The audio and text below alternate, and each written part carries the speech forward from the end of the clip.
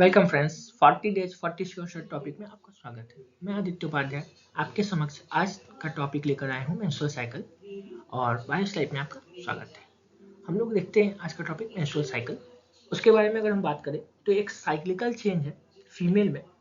In cyclical change in entire reproductive system of female primates like monkey, apes and human during reproductive life is non menstrual cycle. एक cyclical change होगा और जो इसके बारे में थोड़ा सा बात करें तो फर्स्ट टाइम जो वे होता कैसे है, ये कब क्या हमेशा होगा तो नहीं।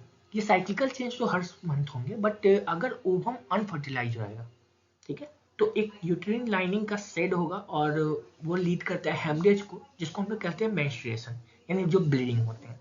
ठीक है, तो फर्स्ट मेंस्ट्रुएशन होगा, उसको हम लोग बोलते हैं मेनार्क। लगभग प्यूबर्टी के दौरान पे ये आते हैं। वही लास्ट मेंस्ट्रुएशन लगभग 45 टू 55 एज के बीच में आएंगे, जिसको हम लोग मेनोपॉज कहते हैं। यानी उस फेज के बाद फीमेल प्रेग्नेंट नहीं हो सकती है, माँ नहीं बन सकती है।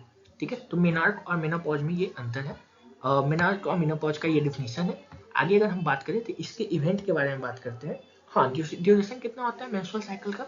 लगभग 28 से 29 दिन एवरेज है ड्यूरेशन होता है।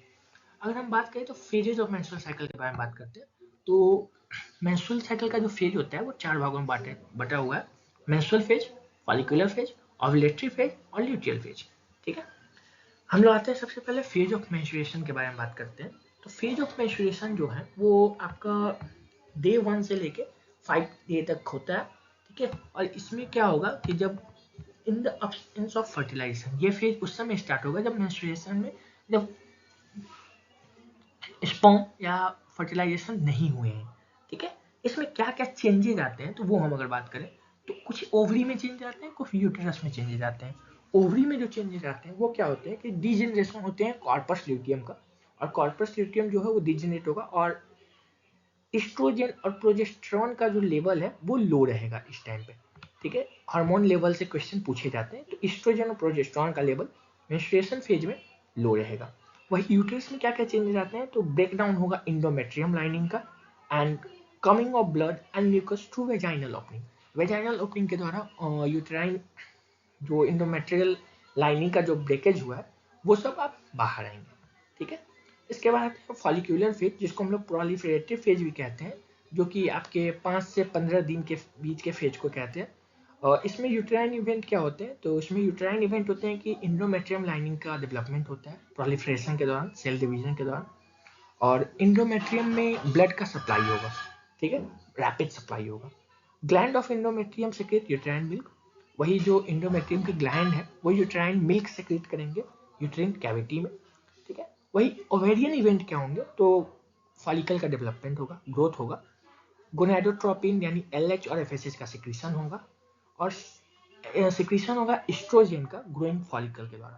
ठीक है, जिसके कारण से रैपिड सिक्रीशन होगा एलएच का, ल्यूटिनाइजिंग हार्मोन का, लगभग 14वें दिन के लगभग में, जिसको हम लोग एलएच सर्ज भी कहते हैं, एलएच सर्ज कहते हैं। और इस दौरान पे ओवल्यूशन होता है, इसलिए इसको ओवल्यूटरी फेज के दौरान भी इसको बोला गया है। और ये मिड साइकिल फेज कहा जाता है। और ये फेज जो है ये ओवल्यूशन टेक प्लेस लगभग 13 से 17 दिन के बीच में होता है। और अगर हम बात करें तो ये बेस्ट फेज होता है फर्टिलाइजेशन के लिए। ठीक है, तो ओव्यूलेटरी फेज यानी लगभग 11 से 19 दिन के फेज को बेस्ट फेज माना जाता है फर्टिलाइजेशन के लिए। इसके बाद नेक्स्ट आते हैं हम लोग ल्यूटियल फेज के बारे में। तो ल्यूटियल फेज जो है वो पोस्ट ओव्यूलेशन फेज है। और यहाँ पे क्या होता है, यहाँ पर कॉर्पस ल्यूटियम का फेट डिसाइड होता है। ठीक है, अगर फर्टिलाइजेशन हुआ है, ठीक है, तो प्रेगनेंसी स्टार्ट होंगे। और अगर फर्टिलाइजेशन नहीं हुआ है तो ये अनदर साइकिल स्टार्ट करेंगे। ठीक है, तो ओवरी में क्या क्या इवेंट होते हैं तो फॉर्मेशन होगा जो कॉर्पस ल्यूटियम का फ्रॉम इम्प्रीग्राफियम फॉलिकल आफ्टर ओव्यूलेशन। और यूट्रस में क्या होंगे तो यूट्राइन का जो इंडोमेट्रियम लाइनिंग है, यानी जो इनर लाइनिंग है, वो ठीक हो जाते हैं, लगभग 5 mm ठीक हो जाते हैं और रेडी रहते हैं इम्प्लांटेशन के लिए ऑफ डेवलपिंग एम्ब्रायो। ठीक है, हाँ, ओवरी में एक और इवेंट होता है कि रैपिड सिक्रीशन होता है यहाँ पर प्रोजेस्टेरॉन का। ठीक है, कॉर्पस ल्यूटियम में फर्टिलाइजेशन नहीं हुआ है तो वहाँ पे प्रोजेस्टेरॉन का रैपिड सिक्रेशन होगा।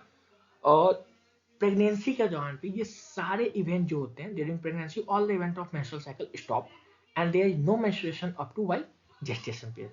पूरे प्रेगनेंसी में कोई भी मेंस्ट्रुएशन नहीं होगा। ये हार्मोन के कुछ हम लोग लेवल जो बात कर रहे थे।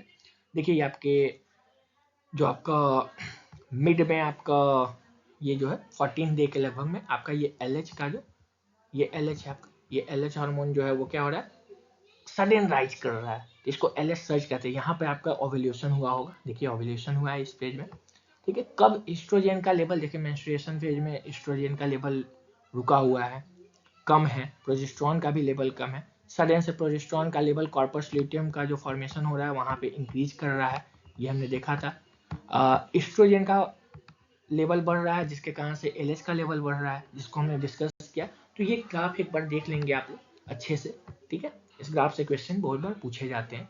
और अगर हम आगे बात करें तो यही रोल है, हार्मोन का रोल क्या क्या है वो हम लोग एक बार डिस्कस कर लेते हैं। तो हार्मोन एक तरह का बॉडी मैसेंजर की तरह हम लोग का काम करते हैं।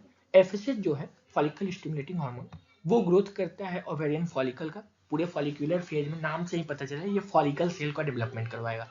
ल्यूटिनाइजिंग हार्मोन जो है इनका पिकअप जो होता है मिड मेंस्ट्रुएशन में, वो ओव्यूलेशन को लीड करता है, ठीक है। एस्ट्रोजन जो है वो प्रमोट करता है थिकनिंग ऑफ यूटेराइन लाइनिंग, यानी इंडोमेट्रियम का थिकनिंग एस्ट्रोजन पे डिपेंड करता है। और प्रोजेस्टेरॉन क्या है, प्रोजेस्टेरॉन करता है इंडोमेट्रियम को सपोर्ट करता है कि after ovulation preparing it for implantation, ठीक है। इसीलिए इम्प्लांटेशन के दौरान आप देखिएगा तो प्रोजेस्टेरॉन का लेवल बढ़ा रहता है, जिसको हमने ल्यूटियल फेज में देखा, ठीक है। आज के लिए इतना ही, अगले दिन अगले टॉपिक के साथ मिलते हैं, तब तक के लिए धन्यवाद, थैंक यू।